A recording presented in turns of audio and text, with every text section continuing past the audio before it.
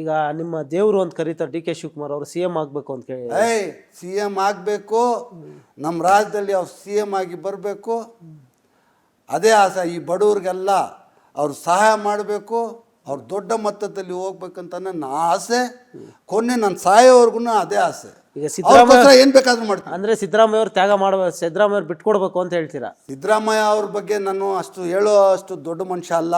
ಅಂದರೆ ಈಗ CM ಆಗ್ಬೇಕಂದ್ರೆ ಸಿದ್ದರಾಮಯ್ಯ ಅವ್ರು ಬಿಡ್ಬೇಕಲ್ಲ? ಅವ್ರ ದೊಡ್ಡವ್ರ ಡಿಸಿಷನ್ ಅದು. ನಾನೇನು ದೇವ್ರ ಹತ್ರ ಬೇಡ್ಕೊಳ್ಳೋದೇನು, ನಮ್ಮ ಡಿ ಕೆ ಶಿವಕುಮಾರ್ ಸಾಹೇಬರು CM ಆಗಲಿ, ಅವ್ರಿಗೂ ಒಂದು ಅವಕಾಶ ಸಿಗಲಿ ಅಂತ ಕೇಳ್ಕೊಳ್ತೀನಿ ಹೊತ್ತು. ಸಿದ್ದರಾಮಯ್ಯ ಸಾಹೇಬ್ರ ಬಗ್ಗೆನೂ ನಾನು ಏನು ಕಮೆಂಟ್ಸ್ ಮಾಡೋಕ್ಕೆ ನನಗೆ ಅಷ್ಟು ದೊಡ್ಡ ಮಟ್ಟದಲ್ಲಿ ಅಲ್ಲ, ಅವ್ರು ಬಿಟ್ಟರೆ ತಾನೇ ಅವ್ರು CM ಆಗೋದು. ಅದು ಅವ್ರದ್ದು. ಅದು ಅವರು ಜನ ಇದ್ದಾರೆ, MLAಗಳು ಇದ್ದಾರೆ, ಮಿನಿಸ್ಟರ್ಸ್ಗಳು ಇದ್ದಾರೆ.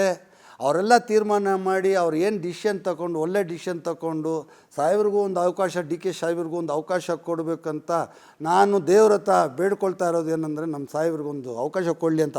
ಅದು ಅವಕಾಶ ಕೊಡಬೇಕಂತ ಹೇಳ್ಬಿಟ್ಟು ನಾನು ಸಿದ್ದರಾಮಯ್ಯ ಸಾಹೇಬ್ರಿಗೂ ನಾನು ಬಿಟ್ಕೊಡೋಕ್ಕಾಗಲ್ಲ. ಅವರು ದೇವ್ರಂಥ ಮನುಷ್ಯ, ಅವರು ಜನಕ್ಕೆ ಎಲ್ಲದಕ್ಕೆ ಈ ಸಮಾಜ ಸೇವಕ್ಕೆ ಮಾಡ್ತಾ ಇದ್ದಾರೆ. ಅವ್ರಿಗೂ ನಾವು ಬಿಟ್ಕೊಡೋಕ್ಕಾಗೋದಿಲ್ಲ.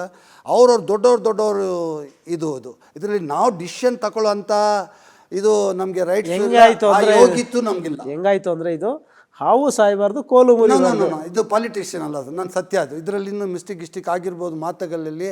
ನಾನು ಒಂದು ಸಲ ಪಾದಯಾತ್ರದಲ್ಲಿ ಏನು ಮಾಡಿಬಿಟ್ಟೆ, ಡಿ ಕೆ ಶಿವಕುಮಾರ್ ಮುಖ್ಯಮಂತ್ರಿಕೆ ಜಯ ಎಂದೆ. ಅವತ್ತು ನಾನೇ ಇದ್ದೆ. ಹೌದಾ? ಅಲ್ಲಿ ಜನ ಏನು ಹೇಳ್ತಾ ಇದ್ದಾರೆ, ಮೆಂಟಲ್ ಮಗ ಏನು ಅಂತ ಹೇಳ್ತು. ನೀವೇ ಕೂಗಿದ್ರಿ, ನಾವು ಅವ್ರ ಜೊತೆ ನಿಂತಿದ್ವಿ, ನೀವು ಕೂಗಿದ್ರಿ. ಹಾಂ ಸರ್, ಡಿ ಕೆ ಶಿವಕುಮಾರ್ ಮುಂದಿನ ಮುಖ್ಯಮಂತ್ರಿ ಡಿ ಕೆ ಶಿವಕುಮಾರ್ಗೆ ಅಂತ ಹೇಳ್ಬಿಟ್ಟೆ. ಅದು ನನಗೇನು ಗೊತ್ತಿಲ್ಲ, ಅದು ದೇವರಾಣೆಗೆ ನನಗೇನು ಗಾಡ್ ಪ್ರಾಮಿಸ್ ಗೊತ್ತಿಲ್ಲ. ಅದು ಯಾವ್ದು ಮಾತು ಹೇಳಬೇಕು, ಯಾವುದು ಮಾತು ಹೇಳ್ಬಾರ್ದು ಅಂತ ನಾನು ಹೇಳ್ಬಿಟ್ಟೆ. ಎಲ್ಲ ನನಗೆ ಹಿಂಗೆ ನೋಡ್ತಾ ಇದ್ದಾರೆ ಅಲ್ಲಿ.